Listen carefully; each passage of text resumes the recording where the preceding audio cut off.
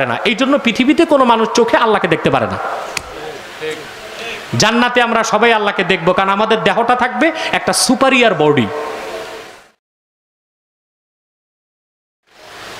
রাসূল আকরাম সাল্লাল্লাহু আলাইহি ওয়াসাল্লাম যে নূর, কোরআন ও হাদিসের আলোকে জানতে চাই। কেহ বলে নূর না মাটি দিয়ে তৈরি। আচ্ছা, আমার মত নিবেন না মুহাদ্দিসদের? কথা বলে না। মুহাদ্দিসদের মধ্যে আমার মত মানেন না মানেন তাতে সমস্যা নাই, কিন্তু উম্মতের বরেণ্য যারা মুজতাহিদ মুহাদ্দিস তাদের মত কি সেটা বলে দিই।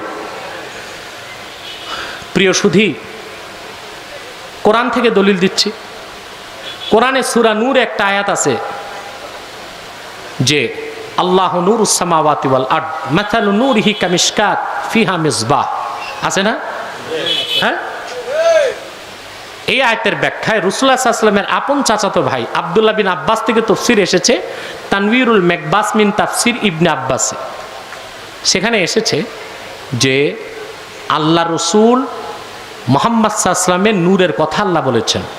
তাফসীর ইবনে আব্বাস এসেছে আল্লাহ পাক নূর নবী মুহাম্মদ সাল্লাল্লাহু আলাইহি ওয়াসাল্লামের নূর মানব জাতির আদি পিতা হযরত আদমের কপালে দিয়েছিলেন জান্নাতে। জান্নাত থেকে আদম সেই নূর নিয়ে পৃথিবীতে আসেন।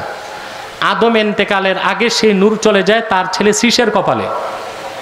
সেই নূর পরে আসে নূহের কপালে, আস্তে আস্তে আসে হযরত ইব্রাহিমের কপালে। হযরত ইব্রাহিম যখন আগুনে গেছেন জ্বলেন নাই। কেন জ্বলেন নাই? তাফসীরে এসেছে নূরে মুহাম্মাদির বরকতে ফালিদালিকা লাম তামসাসহুন নার। নূরে মুহাম্মাদির বরকতে হযরত ইব্রাহিমকে আগুন জ্বালাইতে পারে নাই। হযরত ইব্রাহিমের কপাল থেকে নূর আসছে ইসমাইলের কপালে, আস্তে আস্তে তা ১৫০০ বছর আগে এসেছে রাসূলুল্লাহর পিতা আব্দুল্লাহর কপালে। আমাদের কওমি মাদ্রাসায় আলিয়া মাদ্রাসায় একটা কিতাব পড়ানো হয়, শরহে আকায়েদে নাসাফি। এই আকায়েদে নাসাফির আরবি ব্যাখ্যা গ্রন্থ নিব্রাস। নিব্রাসের মধ্যে হযরত আব্দুল্লাহর ব্যাপারে এসেছে। হযরত আব্দুল্লাহর বড় বৈশিষ্ট্য ওয়াকানা ইউরা ফি জাবহাতিহি নূর মুহাম্মদ সাল্লাল্লাহু আলাইহি সাল্লাম।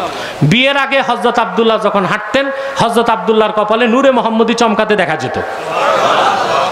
দালাইলুন নবুয়াত আল আজহার আল কাহেরা মিশরের ছাপ, প্রথম খণ্ড ৯০ পৃষ্ঠার হাদিস। মক্কার কিছু তরুণী ইসলাম পূর্ব জমানায় কাবাঘরের সামনে বসে আছে। হযরত আব্দুল্লাহ হেঁটে আসতেছেন। এমন সময় এক বুড়ি মহিলা যুবতীদেরকে বলল, ইয়া নিসা কুরাইশ আইয়াতুকুন্না তাতাযাওয়াজু হাযাল ফাতা। তোমাদের মধ্যে এমন কোন যুবতী আছো এই যুবক আব্দুল্লাহর কাছে বিয়ে বসবা? যুবতীরা বলল, লাভ কি? তখন সেই মহিলা বলল, কাবার মালিক আল্লাহর কসম আমি দেখতেছি ইন্না বাইনা আইনাইহে নূরা। আব্দুল্লাহর কপালে দুই চোখের মাঝখানে নূর দেখা যায়। আব্দুল্লাহর কপালে দুই চোখের মাঝখানে নূরে মুহাম্মাদি দেখা যায়। কিছুদিন পর হযরত আব্দুল্লাহর বিয়ে হলো মা আমেনার সাথে। বিয়ের পর আব্দুল্লাহর কপালে আর নূর দেখা যায় নাই, কারণ নূরটা ছিল নূরে মুহাম্মাদি। তো কোরআন হাদিসে আছে না নাই? কথা বলে না। ইবনু হাজার, ইমাম ইবনু হাজার রাহমাতুল্লাহ তার ফতোয়া হলো, তিনি শারহে শামাইল তিরমিজিতে ৫টা হাদিস এক করছেন। কয়টা? আমার দিকে তাকান। ইন্না আউয়ালা মা খালাকাল্লাহুল আরশ, প্রথমে আমার আল্লাহ তৈরি করেছেন আরশ। ইন্না আউয়ালা মা খালাকাল্লাহুল মাআ, প্রথম আল্লাহ তাআলা তৈরি করেছেন পানি। ইন্না আউয়ালা মা খালাকাল্লাহুল কলম, প্রথমে আমার আল্লাহ তৈরি করেছেন কলম। ইন্না আউয়ালা মা খালাকাল্লাহুল আকলা, প্রথমে আমার আল্লাহ তাআলা তৈরি করেছেন আকল।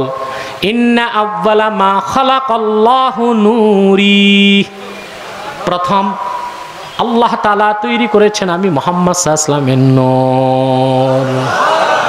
কয়টা? ৫টা আসছে। প্রথম প্রথম প্রথম প্রথম প্রথম। সর্বপ্রথম কোনটা? আপনি বলেন কেন? আমিও তো বলতে পারি। ইবনে হাজার ইমাম মুজতাহিদ কি বলছে শোনেন। ৫টা হাদিসের নিচে তিনি রায় দিয়েছেন। ওয়াল হাসিলু কামা বায়ানতুহা ফি শারহে শামাইলিত তিরমিজি আন্না আউয়ালা মা খালাকাল্লাহু নূরা নাবিহি। মোল্লা আলী কারি ইবনে হাজারের মত তার কোন কিতাব থেকে তুলেছেন, সেই কিতাবে তিনি তার শারহে শামাইলের বরাত দিয়েছেন যে আমি শারহে শামাইল তিরমিজিতে সাব্যস্ত করেছি সর্বপ্রথম আল্লাহ তাআলা ইন্না আব্বালা মা ওয়াল হাসিলু কামা বায়্যানতুহা ফি শারহে শামাইল তিরমিজি আন্না আব্বালা মা খালাকাল্লাহু নূরা নাবিয়্যিহি। সিদ্ধান্ত এটাই, আল্লাহ তাআলা সর্বপ্রথম মুহাম্মদ সাল্লাল্লাহু আলাইহি ওয়াসাল্লামের নূরকে তৈরি করেছেন। কোরআন হাদিসে আছে না নাই? মেশকাতের সূরা মেরকাত প্রথম খণ্ড 164 পৃষ্ঠা। আমি আর কত দলিল দিব? দলিল তো দিতে দিতে আল্লাহর রহমতে দাড়িগুলো পাকতেছে, এখন একটু একটু পাকতেছে। কেউ বলে আপনার দাড়ি আতরে পাকতেছে, কেউ বলে বয়সে। আমি আতর লাগাই তো বেশি, বয়সে পাকে নেই, আতর লাগান পেকে যাচ্ছে। যেটাতেই পাকুক, পাকছে তো। কথা বলে তো দলিল তো দিচ্ছি এ দেশের মানুষকে, 20-21 বছর তো হয়ে যায় আলহামদুলিল্লাহ। যে দলিল মানবে না, বলবে বিচার মানি তাল গাছ আমার, ওরে আমি কি দলিল দিব? কথা বলে এটা কি কাপ? কোন নাদান যদি কয় না আমি মানি না এটা কাপ, ওর আছে একটা দলিল থেরাপি। 2 আর 2 কত হয়? কোন এক গাদা কয় না আমি মানি না, 2 2 3, আর সারা দুনিয়া বলে 2 2 4। ওরে কি দলিল দিবেন? থেরাপি। ওরে কোন দলিল 2 2 4, এটা একটা ইউনিভার্সাল ট্রুথ, ধ্রুব সত্য। 2 2 4, ও কয় না 2 2 3, 2 2 3। ওটার কি দলিল দিবেন? থেরাপি। আসতে দিয়েন যেন না মরে। মিশকাতুস সূরা মেরকাতের প্রথম খণ্ডে মোল্লা আলী কারি লিখেছেন 164 পৃষ্ঠায়, পৃথিবীর কোনো মানুষ আল্লাহকে চর্মচোখে দেখতে পারে না। কেন? একটি মানুষ পৃথিবীতে যতই পবিত্রতা অর্জন করুক, সবটুকুন নাপাক থেকে নিজেকে রক্ষা করতে পারে না। পারবে? আপনি যদি নদীতে যে 70 বার গোসল করেন, সব নাপাক দূর হবে? আপনার শরীরের ভিতরে মূত্রথলিতে যে মুত আছে, এটা কি করবেন? কথা বলেন। মূত্রথলিতে কিছু আছে না, ওটা 70 বার গোসল করলে যাবে? এই জন্য যতই চেষ্টা করুক পৃথিবীতে কোনো মানুষ সবটুকুন নাপাক থেকে বাঁচতে পারে না। এই জন্য পৃথিবীতে কোনো মানুষ চোখে আল্লাহকে দেখতে পারে না। জান্নাতে আমরা সবাই আল্লাহকে দেখবো, কারণ আমাদের দেহটা থাকবে একটা সুপারিয়ার বডি। সারাদিন যা খাবো ঢেকুর দিমু শেষ, সুবহানাল্লাহ। আমরা আল্লাহকে বেহেশতে দেখবো, কিন্তু পৃথিবীতে দেখতে, কারণ দেহের সবটুকুন নাপাক দূর করা যাবে না। মোল্লা আলী কারি, মোল্লা মানে দেশি মোল্লা, তারজুমানুল আহনাফ, হানাফিদের মুখপত্র বলা হয় মোল্লা আলী কারিকে। 1 লক্ষ হাদিসের হাফেজ। মেশকাতের সূরা মেরকাত লেখছেন 8 খণ্ডে। দুনিয়ায় এমন কোন মৌলবী আইস্তক হয় নাই মেশকাত পড়বে আর পড়াবে কিন্তু মেরকাত পড়বে না। 164 পৃষ্ঠায় তিনি লেখেন, কোন মানুষ আল্লাহকে দেখতে পারে না পৃথিবীতে, কারণ সবটুকুন নাপাক থেকে সে বাঁচতে পারে না। বেহেশতে গেলেই দেখবে। ওয়ালাকিন্নান নাবিয়্যা সাল্লাল্লাহু আলাইহি ওয়াসাল্লাম রাআ রাব্বাহু লাইলাতাল মিরাজ লিইনকিলাবিহি নূরা। কিন্তু মুহাম্মদ সাল্লাল্লাহু আলাইহি ওয়াসাল্লাম মেরাজের রাতে সপ্তাকাশের উপর যে চর্মচোখে আল্লাহকে দেখছেন, কারণ আল্লাহর রাসূল মুহাম্মদ সাল্লাল্লাহু আলাইহি সাল্লামের পুরা দেহটাই নূরে পরিবর্তন হয়ে গেছিল, নূরে পরিণত হয়ে গিয়েছিল। রাসূলুল্লাহ নূর, ঠিক কিনা? আরো দলিল লাগবে? আরো দলিল লাগবে না? যথেষ্ট।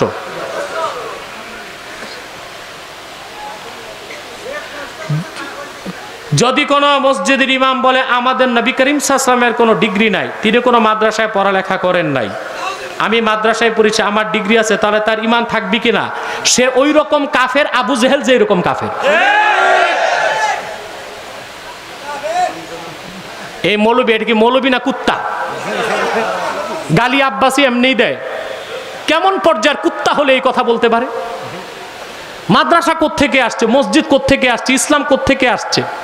আল আজহার বলো, আরবের বিশ্ববিদ্যালয়গুলো তো পড়ানো হয় কোরআন। কোরআন তো আসছেই রসুলের মাধ্যমে, সকল ডিগ্রি দেয় কোরআন, আর সেই কোরআন আনছেন আল্লাহ রসুল মুহাম্মদ সাল্লাল্লাহু আলাইহি ওয়াসাল্লাম। এতটুক জ্ঞান যেটার নাই, ওটা মৌলবী না ব্রাহ্মণ? কথা বলে না। আলেম না জালেম? বক্তা না তক্তা? শুধু তক্তা না জাহান্নামের তক্তা? এটার ইমাম বানাইলেন কেমন করে মিয়া সাহেব? হাবিয়া জাহান্নামে যাবেন তো এটার লগে। তাড়াতাড়ি বের করেন, এটা বের করেন, এটার মসজিদে বের করেন, মিম্বরে দাঁড় করায় পিটান, জুতা দিয়ে পিটায় তওবা করান, নরে মসজিদ থেকে বের করেন। সে আল্লাহ রসুলের শত্রু, আল্লাহ রসুলের সে এহানত করেছে, আল্লাহ রসুলের শানে সে বেয়াদবি করেছে।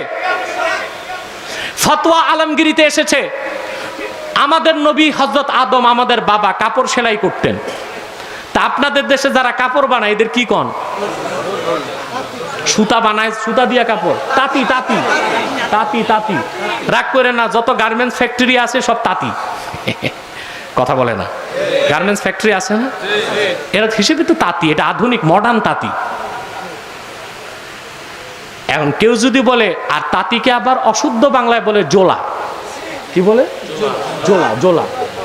আচ্ছা, ফতোয়া আলমগিরিতে এসছে কেউ যদি বলে আমাদের বাবা আদম জোলা ছিল, সে কাফের হয়ে যাবে। কারণ জোলা বলার দ্বারা আদম নবী তার শানকে খাটো করা হলো। মিশকাতে এসেছে রাসূলুল্লাহ সাল্লাল্লাহু আলাইহি ওয়াসাল্লাম বলেছেন ইউনুস নবী কাঠের কাজ করতেন। তা আপনাদের দেশে কাঠের কাজ যারা করে তাদের কি বলেন? কাঠমিস্ত্রি। আল্লাহ রসুল বলেছেন ইউনুস বিন মেত্তেকে যে কাঠুরে বলবে কাঠমিস্ত্রি, সে কাফের হয়ে যাবে। কি হবে?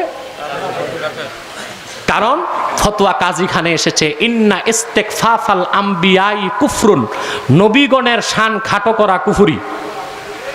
এই যদি হয় অন্য নবীদের বেলায়, যিনি নবীগণের নবী আমার নূর নবী মুহাম্মদ সাল্লাল্লাহু আলাইহি ওয়াসাল্লাম, ওনার সম্মান খাটো করে যে কথা বলবে তার ঈমান থাকবে? সেটা কি হবে?